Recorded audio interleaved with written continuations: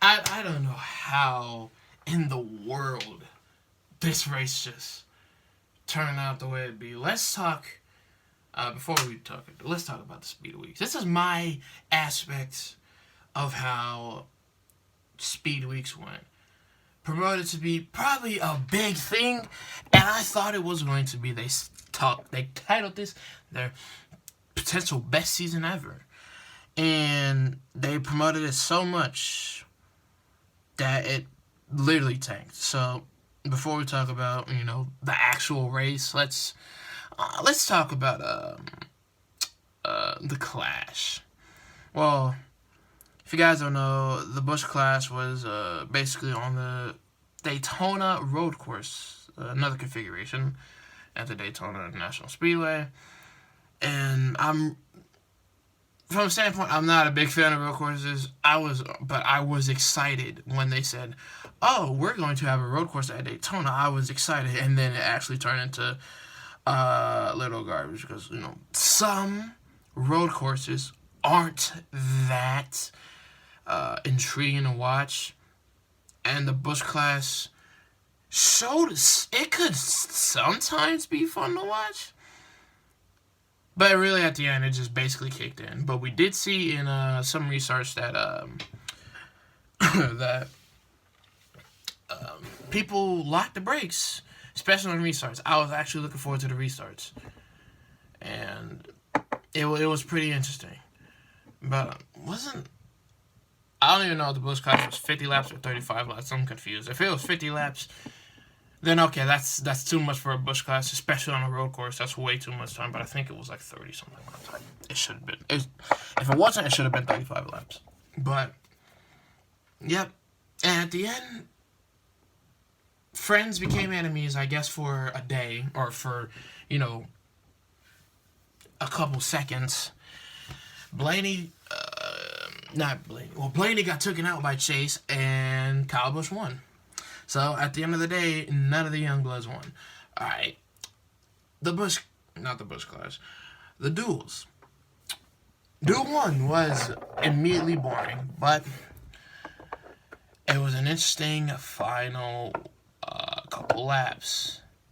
Amarola won the first duel, and, props out to him. The second duel was actually pretty interesting because we had pack racing, unlike Duel 1, which is what I like to call the express lane, where no one would go on the bottom line to try to force something. But if they did, they would get hung out to dry because no one else would. And that's the problem with whatever this restrictor plate package is. People say they like it, and I haven't seen a difference, but it's like, why take it off at a super speedway of all places, one, and on single file? I really don't know what to say about that. And the fact that the 500 was more boring than the duels astonishes me. Alright, but before we get to the 500 and literally my whole entire rant video, or my rant about it, let's just get the stuff out of the way. The trucks I watched didn't keep up for long. Congrats to Ben Rose for winning and Jordan Anderson for finishing second. I really like that. And I don't remember how Haley Diggin did, but the Busch didn't watch it, wasn't planning to, but Cindric won. And Cindric was heading to the 500, trying to, I guess, do the impossible and sweep both the Busch and the Cup Daytona as a rookie. I guess that's the impossible, and he was doing good until the last lap. So that got all thrown out the window. Now let's talk about the 500.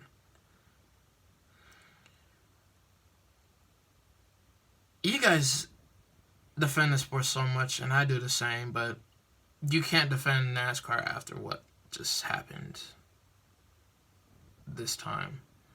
Like, you literally can't. The first 14 laps, if the race was only 14 laps, I would have been okay with it. Because it was literally, the first 14 laps, they were just pack racing. That was cool. Then the big one happened, and they had to throw red flag because, one, they had to clean the track, and then as soon as they finished cleaning the track, Mother Nature hit. And we had to wait 6 hours for that. To race it in the night and do nothing else. They might as well should have just waited till Monday. And that's what I thought they were going to do. And I was going to go back on my day, get on the PlayStation, maybe play Call of Duty on my phone, and that I could have did that. I could have did that, but no, they decided to go back racing. And we get to this rule. I don't even know what to call it at this point, because basically William Byron was literally on the track with a sawed-up car and ruined Quinn Houff and Chase Briscoe's chance of winning the 500. Quinn Houff, I think, had no chance, but at least a top 10 was possible. But Chase Briscoe especially, his chance was ruined that because this rule called, I don't even know what it's called, but it's basically you have 6 minutes to repair a car in order to keep racing. That car was not supposed to race, was supposed to keep racing, and because of that, they sent him home. They black flagged him. I don't know why NASCAR even thought to kept William Byron's car going. That was literally so dumb of them to keep on going. And it showed. And it literally showed. Because literally, Fox was showing William Byron's back bumper, not back bumper, the back of the car, and it was getting ripped up by the air. And they did not throw a yellow. They didn't throw a yellow for the break because it was on the damn apron. They didn't throw a yellow until the next lap when Quinn Houff got into it, and it blew a tire, and then Briscoe got in it too, which ruined his day. Like, either one, y'all should have looked at this car more seriously, or two, that shouldn't be a rule. People say it's a good rule. It's not a good rule. If you only have 6 minutes to repair a car, that might as well just should not be repaired. Like, if you have 6 minutes to repair a car, I don't blame Byron's pit crew, but if you have 6 minutes to repair a car, you might as well try your best. But if you know debris is going to fall on the track, you might as well just not put it back on the track, and that's what you guys did. And that was the frustrating point about it. You put the car on the track, and it was crap regardless, and you still let it go. Oh my god. But let's talk about pack racing, since I said the duels were more intriguing than the 500 itself. The 500 literally, and I mean literally, has a chance to pass up 2013 as one of the worst 500s. People say 2000 is bad. Never watched it. So that's why I say 2013 is the worst. And it really, really does. Or 2013 or 2014. I don't remember. But it was the worst out of... It was, like, bad. It was bad. Because, here's the thing. You're on a...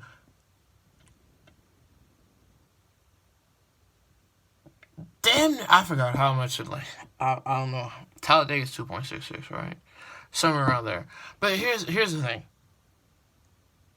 You are full throttling it. Basically, the whole race. Why are we single file? Why are we single file? And you're basically full throttling the whole race. The only time you're not full throttling is when you get loose, a caution comes out, and when you pit. Those are the only times you should be on the brakes.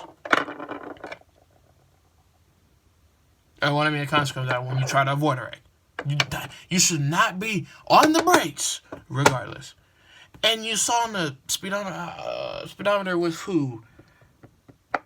I forgot who it was. There was people half throttling it because, one, you just got such good runs that if you basically moved out of line, you were not going to get back in line and would have went all the way to the back, which is so dumb. Why is that a thing? Unless NASCAR seriously looked at the Newman thing and was like, okay, let's actually take some things off of the restrictor plates. Or is it restricted? I don't even know. They took some things off, and it just turned into complete chaos. And I mean, not even complete chaos. It was just boredom. And I'm sitting at home. I literally watched the whole race saying, what is going on? Why is no one going 2 wide, 3 wide? Now I said, if you look back at the Newman case, okay.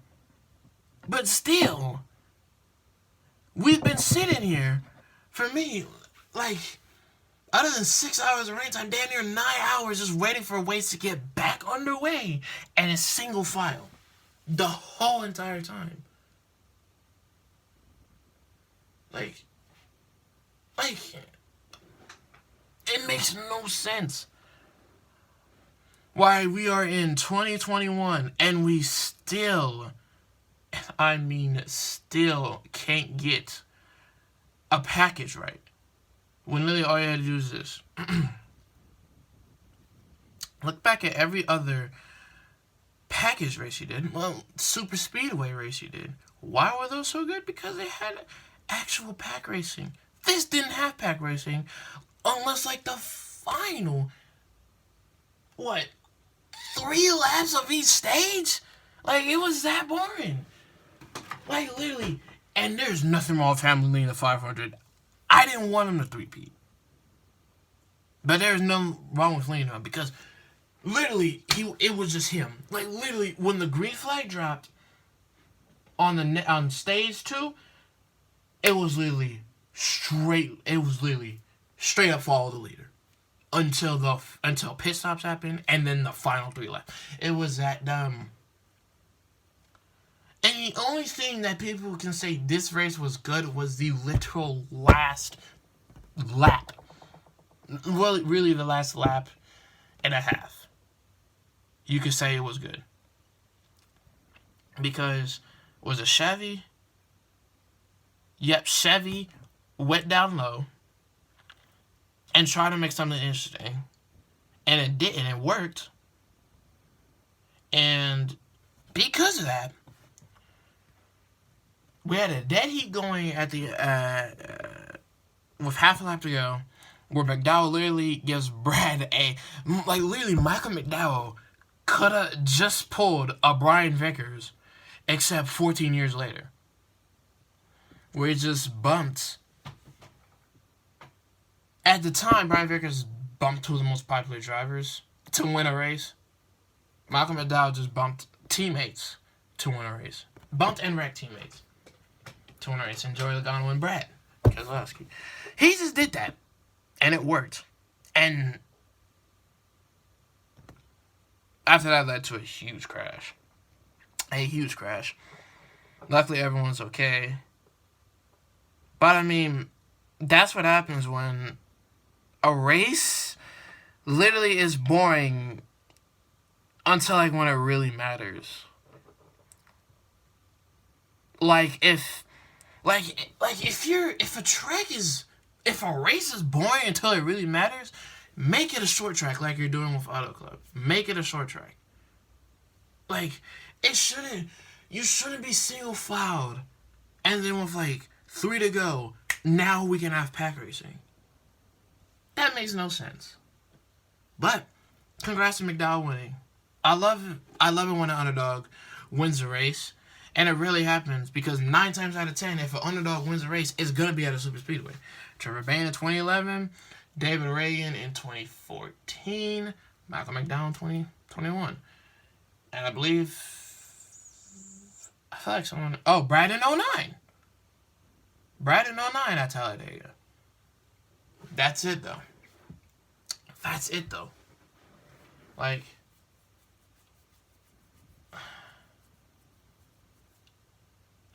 don't even know what next week is, and if next week is just okay, then I think it has a chance to be the best season ever, but